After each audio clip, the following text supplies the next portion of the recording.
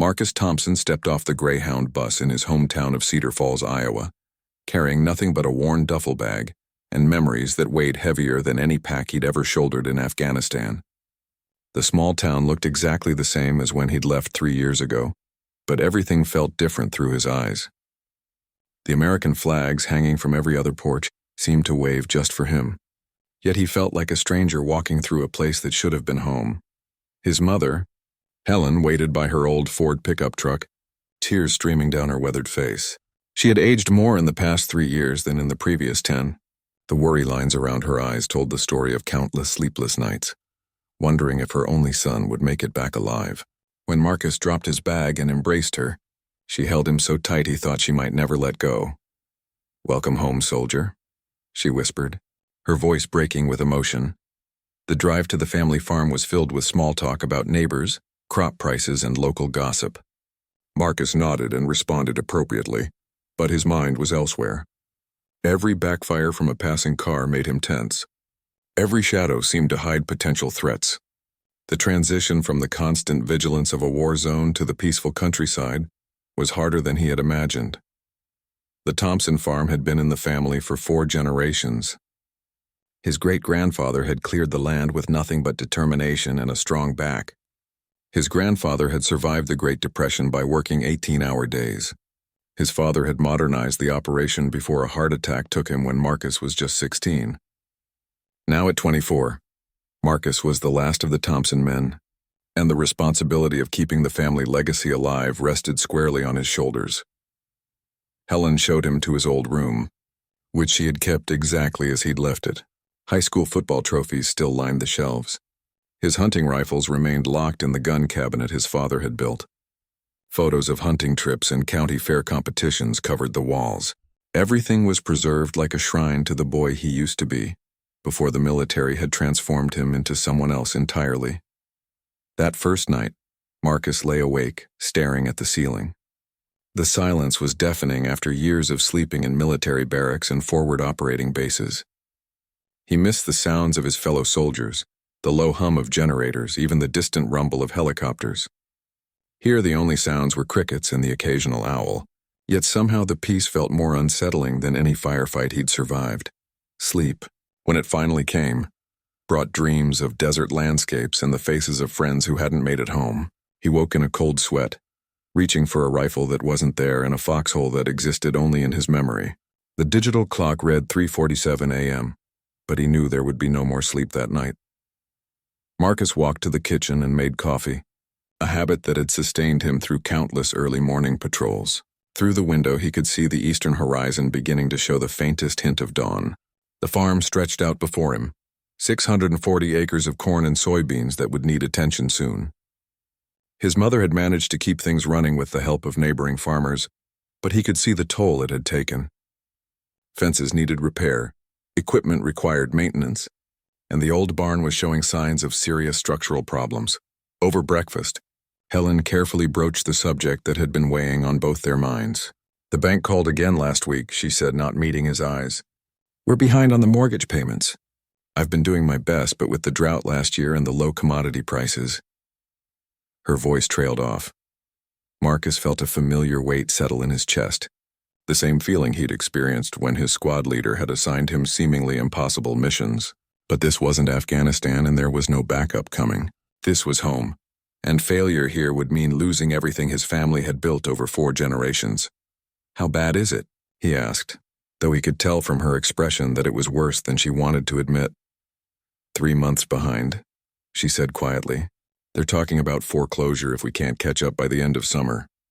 Marcus did quick math in his head. With his military savings and disability compensation, he might be able to buy them some time, but it wouldn't solve the underlying problem. The farm needed to become profitable again, and fast. He thought about his skills, honed over 3 tours of duty in some of the world's most dangerous places. He was an expert marksman, a natural leader, and someone who could stay calm under pressure. Surely there was a way to apply those skills to saving the family farm. The irony wasn't lost on him that he had spent 3 years fighting to protect American freedoms and way of life, only to come home and find his own family's American dream slipping away. The very land that had shaped his character and values was now threatened by forces he couldn't shoot or outsmart. Economic pressures, changing agricultural markets, and corporate farming operations were enemies that couldn't be defeated with military tactics. That afternoon, Marcus drove into town to reconnect with old friends and get a feel for how things had changed. Cedar Falls had always been a tight-knit community, but he noticed more empty storefronts than he remembered. The local diner where he'd spent countless hours after high school football games was now a dollar store.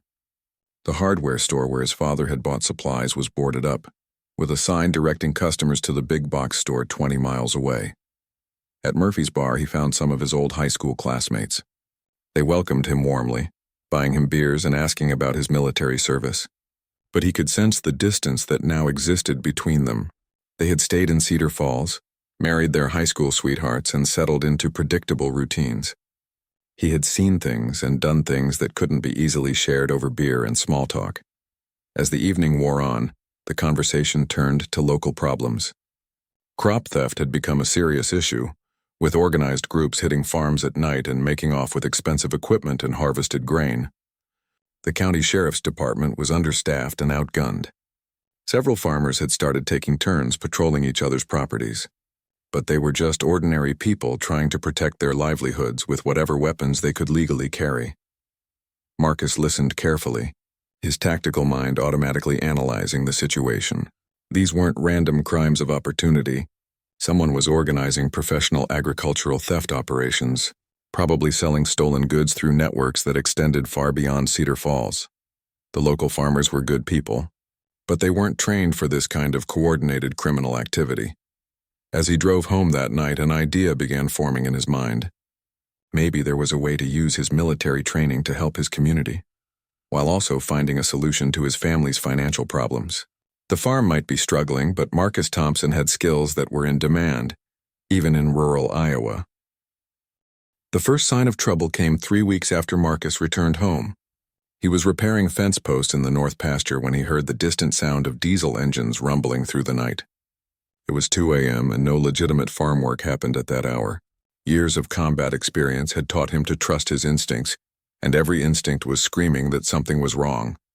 Marcus grabbed his binoculars and moved carefully toward the sound. Through the darkness, he could make out the silhouettes of several large trucks parked at the Williams farm, which bordered their property. The Williams family was vacationing in Florida, visiting their daughter for the month. Their fields were full of recently harvested corn, stored in large grain bins that represented months of hard work and their entire yearly income. From his concealed position behind a grove of oak trees, Marcus watched as shadowy figures worked with military-like precision. They had clearly scouted the location in advance and knew exactly what they were doing. One team worked on breaking into the grain storage facilities while another positioned a truck with a grain vacuum system. A third team served as lookouts, scanning the perimeter with what appeared to be night vision equipment. These weren't desperate local criminals looking for quick cash. This was an organized operation with professional equipment and detailed planning. Marcus estimated they could load thousands of bushels of grain in less than an hour, representing tens of thousands of dollars in stolen agricultural products. At current market prices, they were looking at a theft that could financially devastate the Williams family. Marcus faced a difficult decision. He could call the sheriff's department, but the nearest deputy was at least 20 minutes away, and these thieves would be long gone by then. He could confront them himself, but he was outnumbered and didn't know if they were armed. His military training told him to gather intelligence and wait for backup, but his sense of community responsibility demanded immediate action. He chose a middle path, using his cell phone to record video evidence while calling 911. The dispatcher sounded tired and told him a deputy would be dispatched, but Marcus could tell from her tone that she didn't expect much to come of it. Rural crime had become so common that law enforcement was overwhelmed and under-resourced. By the time the deputy arrived, the thieves were gone, leaving behind only tire tracks and empty grain bins. Deputy Sarah Martinez was young and clearly frustrated by the limitations of her job. She took Marcus's statement and reviewed his video, but they both knew the footage was too dark and distant to identify specific individuals or license plates. "This is the 4th hit this month," she told Marcus as they walked around the crime scene. "They're hitting farms all over 3 counties. Same pattern every time. They scout locations when families are away, move in with professional equipment, and disappear before we can respond. Marcus studied the tire tracks and equipment marks left behind. His military experience in analyzing enemy movement patterns kicked in automatically. They're using multiple vehicles, probably staging from different locations each time. The timing suggests they have inside information about when families will be away from their properties. Deputy Martinez looked at him with new interest. You military? 3 tours in Afghanistan. Infantry, then military police. We could use someone with that kind of background around here, she said, then immediately looked embarrassed. I mean, I know you've probably got your own plans and all. That conversation stayed with Marcus for the rest of the week. He found himself thinking like a soldier again, analyzing the strategic situation facing his community. The thieves had several advantages. They knew the terrain, they had superior equipment, and they were mobile while the farmers were tied to specific locations they had to defend. But Marcus also recognized their weaknesses. Criminal organizations that successful required careful coordination and communication. They had to fence their stolen goods through established networks. Most importantly, they had established patterns that could be predicted and exploited by someone with the right training and mindset. The Williams family returned from Florida to discover their devastating loss. Frank Williams, a man in his 60s who had farmed the same land for 40 years, sat in Marcus's kitchen and wept openly. The stolen grain represented not just money, but months of labor and the foundation of his family's security. Insurance would cover some of the loss, but not enough to prevent serious financial hardship. I don't know what we're going to do, Frank said, his voice shaking with exhaustion and despair. This was supposed to be our best year in a decade. The corn yield was perfect, prices were finally decent, and we thought maybe we could finally get ahead a little bit. Helen Thompson poured coffee and sat down beside her longtime neighbor. These families had helped each other through droughts, floods, and personal tragedies for generations. Watching Frank's despair was like watching a piece of their community's soul die. Marcus excused himself and walked out to the barn, where he kept his hunting rifles and military gear. He opened the gun safe and ran his hands over weapons that had served him faithfully in Afghanistan. His service rifle might be locked away at the armory, but he still had access to precision firearms that could reach out and touch targets at distances that would amaze most civilian shooters.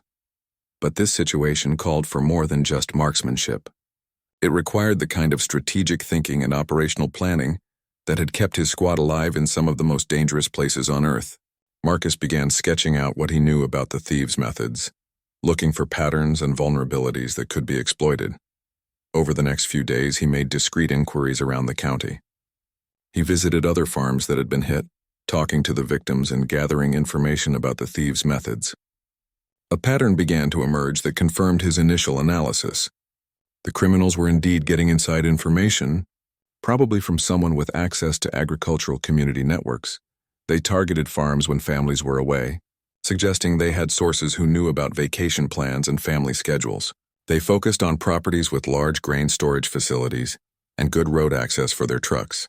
Most tellingly, they seemed to know exactly where to find the most valuable stored commodities, indicating knowledge of farming operations that went beyond casual observation. Marcus also discovered that the problem extended far beyond his immediate area. Similar thefts were occurring across the entire Midwest, suggesting a coordinated criminal enterprise that operated across state lines. Local law enforcement agencies were sharing information, but they lacked the resources and expertise to effectively combat such a sophisticated operation. The breakthrough came when Marcus was having coffee at the diner in town and overheard a conversation between 2 grain elevator operators. They were discussing unusual activity in commodity markets, with large quantities of grain appearing for sale through brokers who couldn't provide satisfactory documentation of origin. It's like someone's dumping stolen grain into the market, one of them said. The paperwork looks legitimate, but something feels off about the whole operation. Marcus introduced himself and learned that the elevator operators had been comparing notes with colleagues across the region. A picture was emerging of a sophisticated criminal network that not only stole agricultural products but had established pipelines for converting those goods into cash through legitimate-looking market transactions.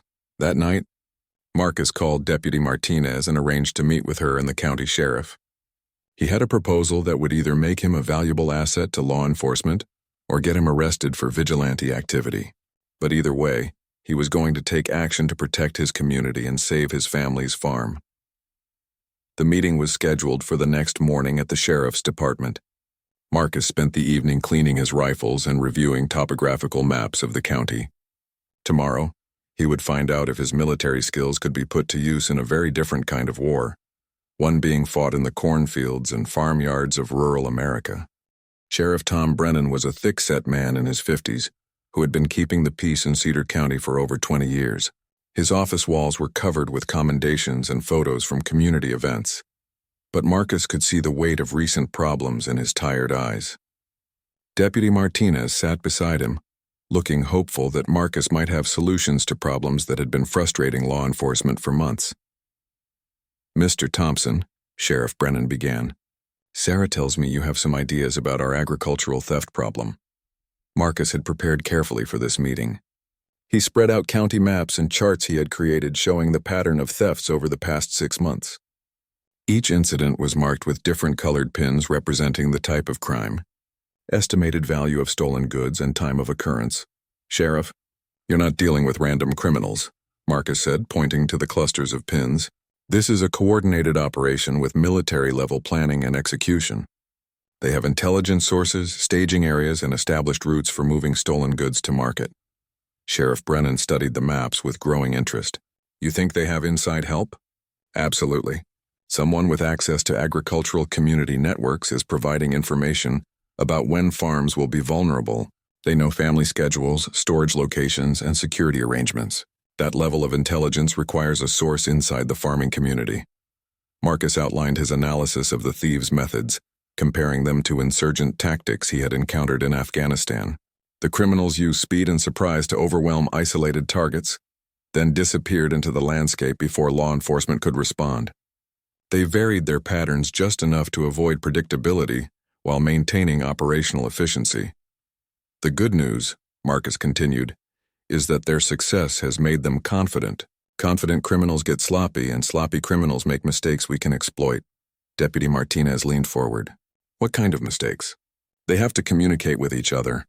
They have to transport and sell stolen goods. Most importantly, they have to scout targets in advance. All of those activities create opportunities for detection if we know what to look for." Sheriff Brennan was quiet for a long moment, studying the information Marcus had presented. Finally, he looked up and asked the question Marcus had been expecting. "What exactly are you proposing?" Marcus took a deep breath. "I want to organize a volunteer security force made up of local veterans and farmers. We establish surveillance on likely targets, create rapid response capabilities, and coordinate with your department to catch these thieves in the act. Vigilante justice isn't something I can officially endorse," Sheriff Brennan said carefully. "Not vigilantes," Marcus replied. "Trained observers working under law enforcement supervision. I'm talking about legal surveillance and information gathering, with any direct action left to sworn officers." Deputy Martinez spoke up. "Sheriff, we don't have the resources to provide adequate coverage for all the vulnerable farms in the county. We can't be everywhere at once." Marcus sensed an opening. "What if you could multiply your coverage without adding to your budget? What if you had trained observers positioned at strategic locations throughout the county, all coordinating with your dispatch center?" Sheriff Brennan was clearly intrigued but cautious. "Who's going to train these volunteers? Who's going to coordinate their activities? And what happens when civilians with guns start playing soldier in my county?" "I'll train them," Marcus said simply. "I'll coordinate their activities. And anyone who can't follow strict rules of engagement doesn't participate." The conversation continued for over an hour, with Marcus addressing every concern and objection the sheriff raised. Finally, they reached a compromise. Marcus would be allowed to organize a small pilot program with carefully selected volunteers. They would operate under strict guidelines and maintain constant communication with the sheriff's department. Any direct confrontation with criminals would be left to sworn law enforcement officers. Marcus left the meeting with official permission to proceed, but he knew the real work was just beginning. He needed to recruit the right people, establish secure communications, and create an operational plan that would actually catch sophisticated criminals without getting anyone killed. His first recruit was Danny Kowalski, a Marine veteran who had served 2 tours in Iraq before returning to run his family's dairy farm. Danny was tough, reliable, and had exactly the kind of tactical training Marcus needed. More importantly, he had been personally affected by the agricultural theft problem when thieves had stolen expensive milking equipment from his barn. "I'm in," Danny said without hesitation when Marcus explained the plan. "These bastards cost me $15,000 worth of equipment. Insurance covered most of it, but my premiums went through the roof." The second recruit was Lisa Chen, an Army National Guard veteran who worked as a large animal veterinarian. Her job took her to farms throughout the county, giving her intimate knowledge of agricultural operations and the ability to move around without attracting suspicion. She also had medical training that could prove crucial if things went wrong. "I've been treating animals at farms that got hit," she told Marcus. "The emotional trauma these families go through is almost as bad as the financial loss. Count me in." Marcus's most valuable recruit was Tom Anderson, a retired Air Force Master Sergeant who had spent 20 years working in communications and electronics. Tom could establish secure radio, networks, and surveillance systems that would give the team significant technological advantages over the criminals they were hunting. "I've been bored out of my mind since I retired," Tom admitted. "This sounds like exactly the kind of challenge I've been looking for." The team's final member was Sarah Martinez herself.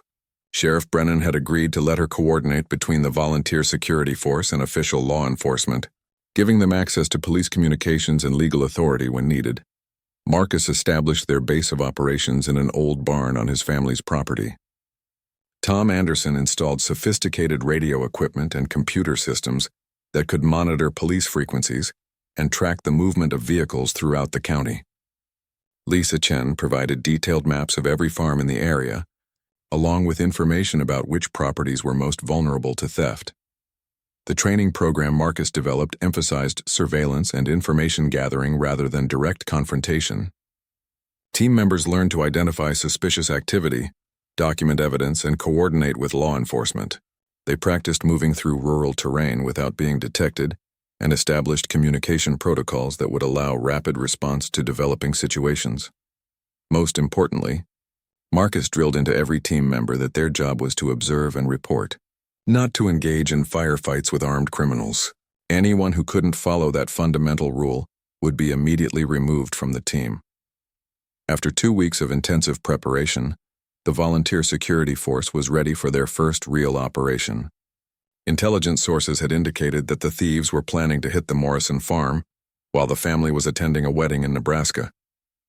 The Morrison property had large grain storage facilities and good road access, making it an ideal target for the criminal organization. Marcus positioned his team members at strategic observation points around the Morrison farm, maintaining radio silence until suspicious activity was detected. Tom Anderson monitored police communications from the command post in Marcus's barn, ready to coordinate with Sheriff Brennan's department the moment criminals appeared. The wait began at sunset on Friday evening. Marcus lay in a concealed position overlooking the main access road to the Morrison property, his rifle equipped with night vision scope and his radio set to the team's secure frequency. Danny Kowalski was positioned near the grain storage facilities, while Lisa Chen watched the secondary access routes from her veterinary truck, parked at a neighboring farm. Hours passed with no activity. Marcus began to wonder if their intelligence was wrong, or if the criminals had somehow detected the surveillance operation. Then at 2:30 a.m., Tom Anderson's voice crackled through his earpiece. "Command to all units. We have multiple vehicles approaching target area from the east. All units maintain position and observe." Through his night vision scope, Marcus could see 3 large trucks moving slowly along the gravel road toward the Morrison farm. The vehicles had their headlights turned off, confirming that this was not legitimate agricultural activity. The thieves were making their move, walking directly into the trap Marcus had carefully prepared. The 3 trucks moved like ghosts through the darkness, their engines barely audible in the still night air.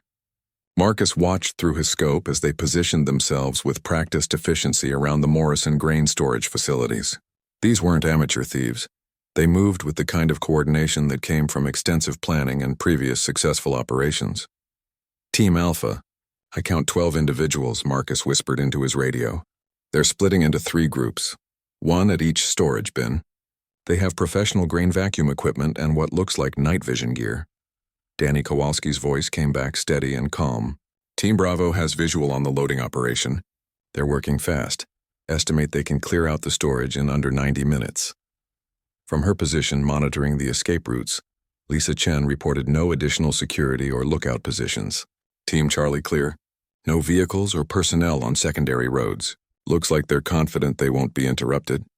Marcus felt the familiar calm that had served him well in Afghanistan when plans came together under pressure. Every member of his team was performing exactly as trained, gathering intelligence and maintaining discipline while resisting the urge to take immediate action. Tom Anderson coordinated with Sheriff Brennan from the command post. Sheriff's Department is mobilizing units from 3 counties, he reported. ETA 15 minutes for first responders, 25 minutes for full tactical response. The timing was going to be close. If the thieves maintained their current pace, they would be gone before law enforcement arrived in sufficient numbers to block all escape routes. Marcus made a tactical decision that would either save the operation or put his team in serious danger. All units were going to modify their timeline, he announced. Team Alpha and Bravo will create diversions to slow down their operation. Team Charlie maintains overwatch on escape routes. Nobody engages directly. We're just buying time for official response. Marcus moved carefully through the darkness toward a position where he could observe the thieves' vehicles while remaining concealed. His plan was simple but risky. Create enough uncertainty and delay to keep the criminals on site until law enforcement could arrive with overwhelming force. He started with psychological pressure. Using his cell phone, he placed an anonymous call to the main number at the Morrison farm, letting it ring repeatedly. The thieves would hear the phone ringing inside the empty house and wonder if their intelligence about the family being away was incorrect. Danny Kowalski contributed by using a laser pointer to create intermittent red dots on the sides of the thieves' trucks, just enough to make them wonder if they were being watched by sniper rifles. The red dots appeared randomly, never long enough for the criminals to pinpoint their source, but frequent enough to create paranoia. The psychological warfare worked better than Marcus had hoped. He watched through his scope as the thieves began looking over their shoulders and communicating more frantically with each other.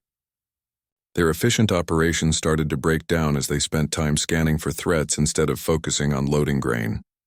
Team Alpha. I see increased radio communication among the targets, Marcus reported. They're getting nervous but haven't broken off the operation yet. Lisa Chen's voice came through with an edge of excitement.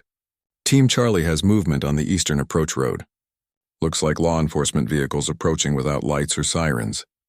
Sheriff Brennan had positioned his units perfectly, approaching from multiple directions to surround the thieves without alerting them to the incoming response. Marcus felt a surge of professional satisfaction. The coordination between his volunteer team and official law enforcement was working exactly as planned. But the criminals weren't amateurs either.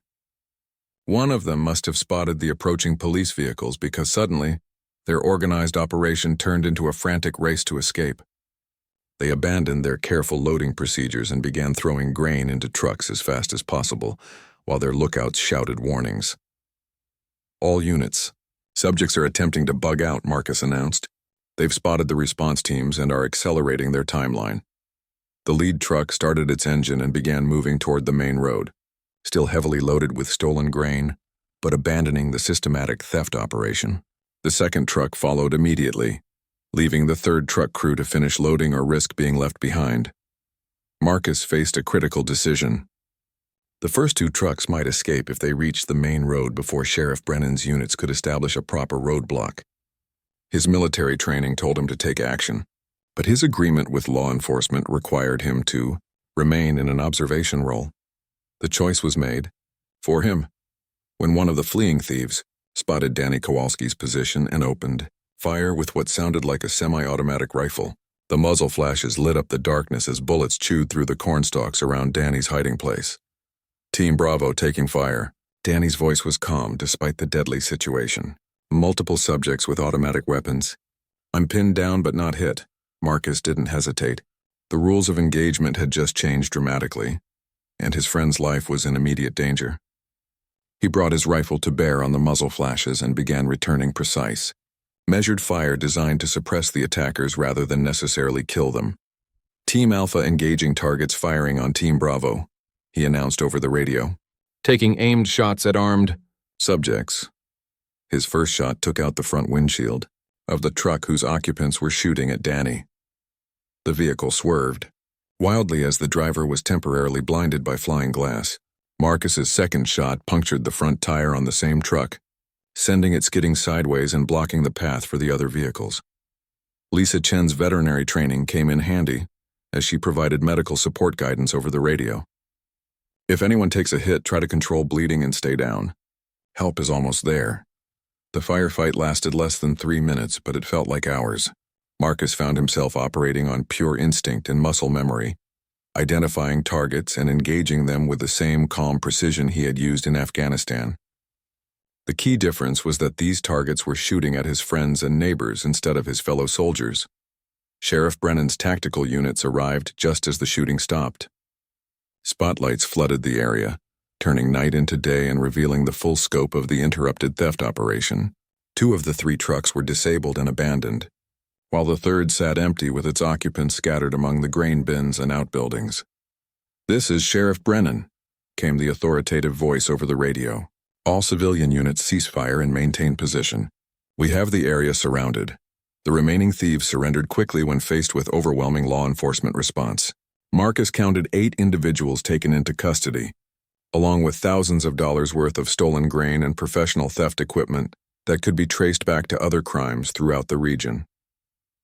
As dawn broke over the Morrison farm, Marcus surveyed the scene with mixed emotions. His plan had worked perfectly. They had caught the thieves in the act and prevented a devastating theft. But the gunfight had escalated the situation beyond what he had originally envisioned. Sheriff Brennan approached Marcus as he was cleaning his rifle and preparing to leave the scene.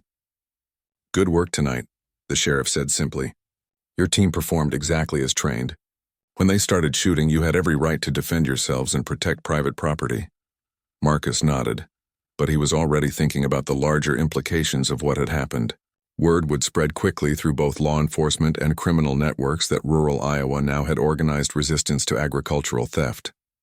The question was whether that would deter future crimes or escalate the conflict to even more dangerous levels. Deputy Martinez joined them, looking tired but satisfied. "We found evidence in those trucks linking this crew to at least a dozen thefts across 3 states. This could break up the entire network if we can get them to cooperate." As Marcus drove home to tell his mother about the night's events, he realized that his military career had prepared him for exactly this kind of challenge. Protecting his community and his family's farm was just another mission, albeit one with very personal stakes. The question now was whether one successful operation would be enough to solve their problems, or if this was just the beginning of a much larger conflict. News of the Morrison farm operation spread through law enforcement channels faster than Marcus had anticipated. Within 48 hours, he was receiving calls from sheriff's departments in 5 neighboring counties, all wanting to know more about his volunteer security program. The success had generated exactly the kind of attention he hadn't wanted. Too much, too fast. FBI agent Rebecca Torres arrived at the Cedar County Sheriff's Office 3 days after the arrest. She was a sharp-eyed woman in her 30s, who specialized in organized crime involving agricultural products. Her presence confirmed what Marcus had suspected. They had stumbled into something much larger than local theft rings. "Mr. Thompson," Agent Torres began as she spread files across Sheriff Brennan's conference table. "The individuals you helped capture are part of a criminal organization that operates across 12 states. They've been stealing agricultural products worth millions of dollars annually." The photographs she showed revealed a sophisticated network with connections to legitimate grain elevators, transport companies, and commodity brokers. The thieves weren't just random criminals. They were part of an organized enterprise that had infiltrated the agricultural supply chain at multiple levels.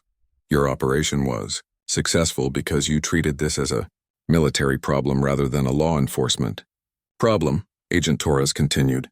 These criminals have been staying ahead of local police by using tactics borrowed from organized crime families.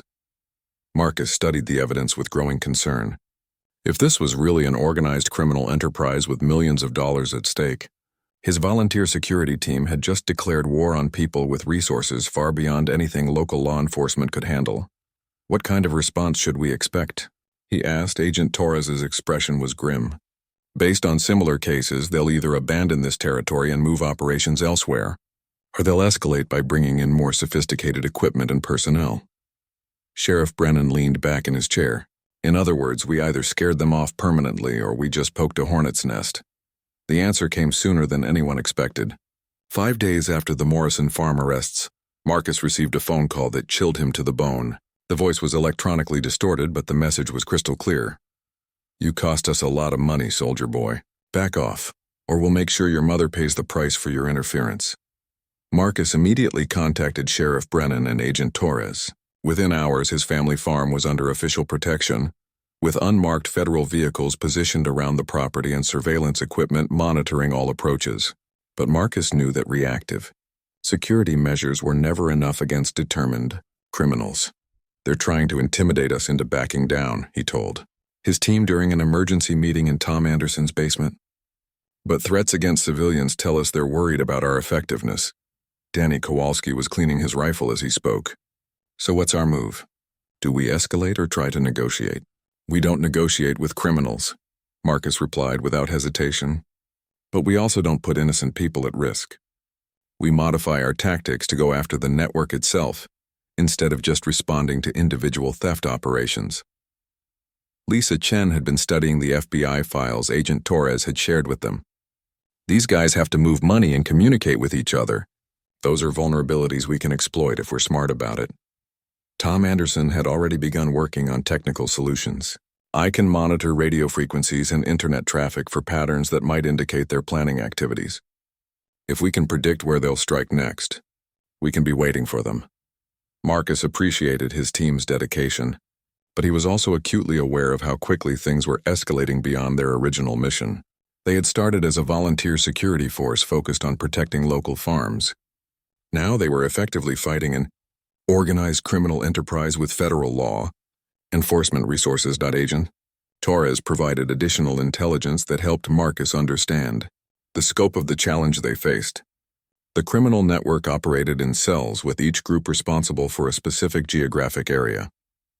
The arrests at Morrison Farm had eliminated one cell, but at least 3 others were operating in neighboring regions. They've been successful because they adapt quickly to law enforcement responses, she explained. When local police increase patrols, they shift operations to different counties. When security systems improve, they upgrade their own technology. Marcus realized they needed to think several steps ahead of criminals who were already thinking several steps ahead of traditional law enforcement. The solution came to him during a sleepless night when he was reviewing intelligence reports and thinking about asymmetric warfare tactics he had learned in Afghanistan. We're going to give them exactly what they don't expect, he announced to his team the next morning.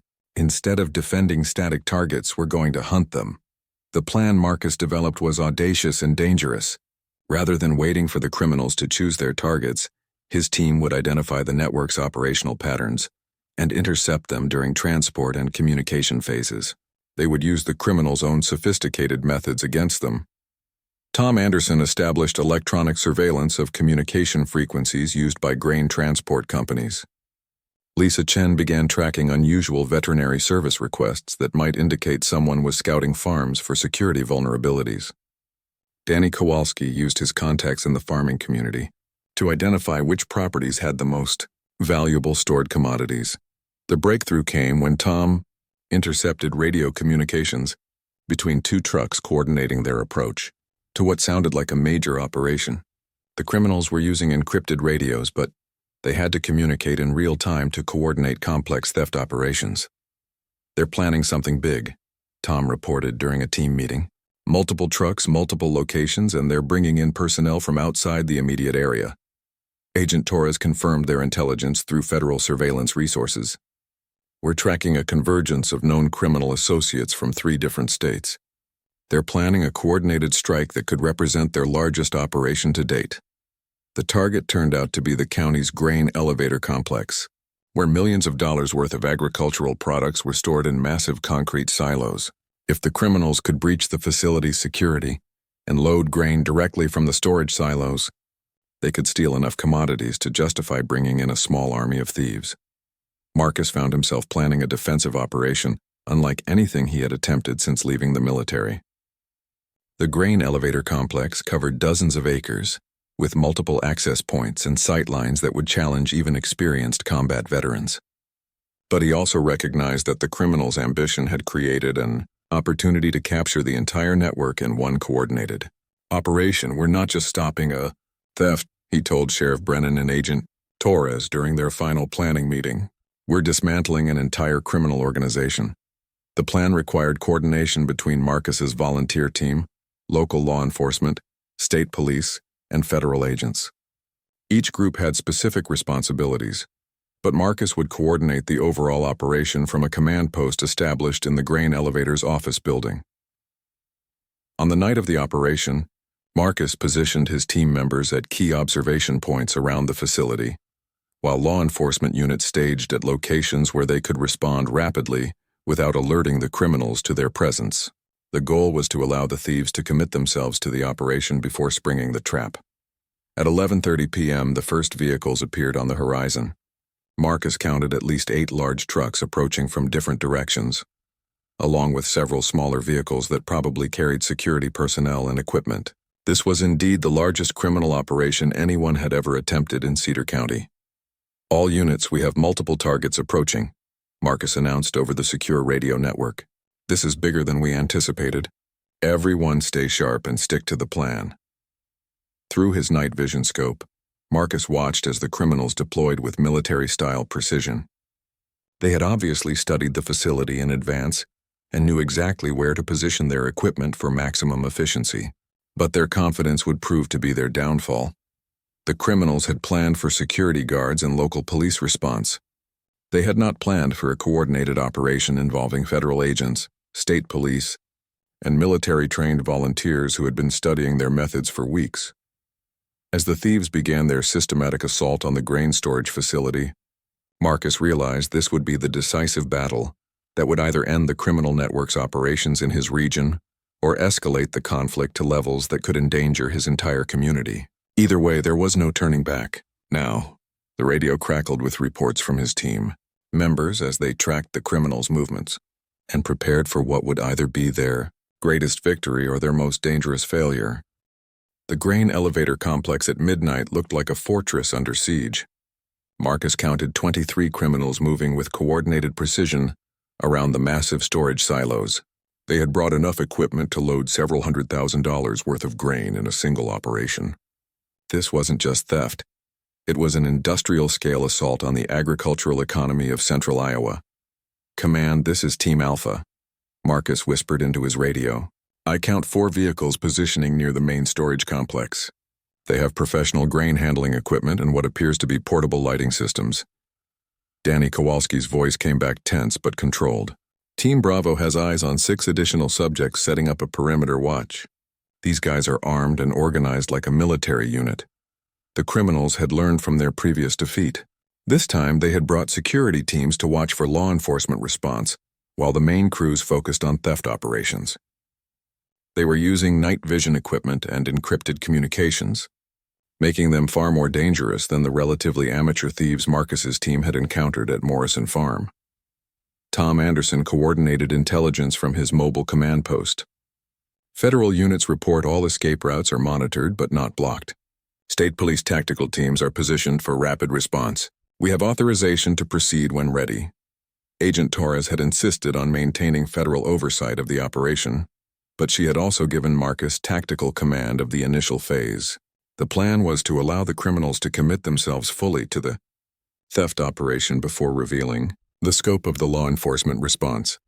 Marcus watched through his scope as the thieves began systematically breaching the grain elevator security systems.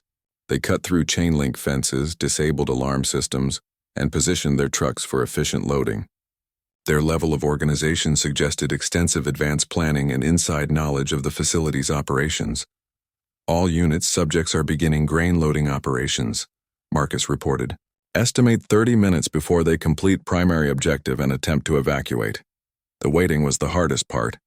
Every instinct Marcus had developed through 3 combat tours told him to engage the criminals immediately and decisively. But the law enforcement plan required patience and precise timing to ensure that as many members of the criminal network as possible were captured simultaneously. Lisa, Chen's veterinary truck provided perfect cover for monitoring the criminals' escape routes. Team Charlie has movement on secondary roads, she reported. Looks like additional support vehicles maintaining overwatch positions. The criminals' sophistication became even more apparent when Marcus observed their operational security measures. They had established radio discipline, rotated guard positions, and maintained separation between their theft crews and security teams. These were professional criminals operating with military-style tactics and discipline. At 12:45 a.m., everything changed in an instant. One of the criminals' security teams spotted movement near Lisa Chen's position and immediately opened fire with automatic weapons. The carefully planned law enforcement operation instantly became a running gun battle in the darkness around massive grain storage silos. Team Charlie taking fire. Lisa's voice cut through the radio chatter. Multiple muzzle flashes from the eastern perimeter. I'm moving to secondary position. Marcus didn't wait for authorization. When criminals started shooting at his team members, the rules of engagement were clear. He acquired the nearest muzzle flash in his scope and fired a precise shot that silenced the automatic weapon. Team Alpha engaging armed subjects, he announced calmly, taking aimed fire at targets shooting at law enforcement personnel. The grain elevator complex erupted into chaos as federal agents, state police, and sheriff's deputies moved to establish containment around the criminal operation. Spotlights flooded the area, turning night into day and revealing the full scope of the theft operation that had been interrupted. Danny Kowalski found himself in the middle of the most intense firefight as criminals, trapped near the loading equipment, fought desperately to escape. His Marine training served him well as he used grain bins and loading equipment for cover while returning precise rifle fire. Team Bravo has multiple targets attempting to breach containment. On the south side, he reported between shots. They're trying to fight their way to the backup vehicles. Marcus moved tactically through the industrial landscape, using his knowledge of the facility's layout to position himself where he could provide the most effective support for his team members. The grain elevator complex provided excellent cover and concealment, but it also created dangerous blind spots where criminals could hide. The firefight reached its climax when the criminal organization's leader made a desperate decision to use one of the grain loading trucks as a battering ram to break through the law enforcement perimeter. The massive vehicle, still loaded with thousands of dollars worth of stolen grain, accelerated directly toward Danny Kowalski's position. Marcus had a clear shot at the truck's driver, but taking it would mean potentially killing someone rather than simply neutralizing a threat. In Afghanistan, such decisions had been clearer. Enemy combatants were legitimate military targets. Here, despite their criminal behavior, he was dealing with American citizens who deserved due process under the law. The decision was made for him when the truck driver opened fire through his windshield while driving, spraying automatic weapons fire across an area where law enforcement personnel were positioned. Marcus centered his crosshairs on the truck's front tire and fired 3 rapid shots that sent the vehicle careening sideways into a grain bin. Anyone good with a rifle? Someone shouted over the radio chaos as criminals in elevated positions on the grain silos began firing down at law enforcement personnel. Marcus had been waiting his entire life to answer that question. He moved to a position where he could see the elevated shooters and began systematically engaging each muzzle flash with single, precise shots. His years of competitive shooting and military training came together in a display of marksmanship that quickly silenced the elevated threats. One by one, the criminal shooters stopped firing.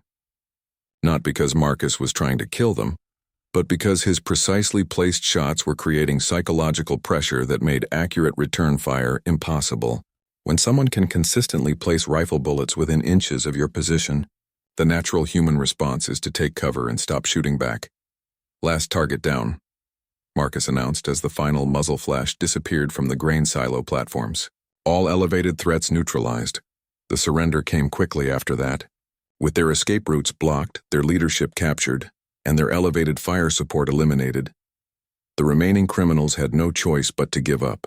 Federal agents moved through the complex methodically, taking 21 individuals into custody along with enough evidence to dismantle the entire regional criminal network. Sheriff Brennan found Marcus sitting on a loading dock, cleaning his rifle and watching the sunrise paint the grain silos golden orange. The firefight was over, the criminals were in custody, and the agricultural theft problem that had plagued central Iowa was finally solved. "Hell of a thing," Sheriff Brennan said, settling down beside Marcus. "Your volunteer security force just took down a criminal organization that was operating across 12 states. Marcus nodded, but his thoughts were already turning to the future. His family's farm was safe, his community was protected, and he had found a way to use his military skills for something meaningful in civilian life. The transition from soldier to farmer to community defender had been completed successfully. Agent Torres approached with a folder full of paperwork and a serious expression. "Mr. Thompson, I have a proposition for you. The FBI could use someone with your skills and experience to help other rural communities deal with similar problems."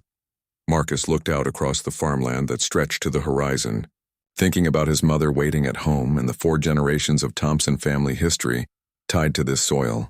Then he thought about other farming families facing the same threats his community had overcome. "Let me talk to my team," he said finally. "This kind of work is better done by people who understand both military tactics and agricultural communities." As Marcus drove home to tell his mother about the night's events, he realized that his war had finally ended, not in Afghanistan, but here in the cornfields of Iowa, protecting the land and people that had shaped him into the man he had become. The last target had indeed gone down, wordless and clean. But more importantly, the community he loved was safe, and the family farm would survive for another generation.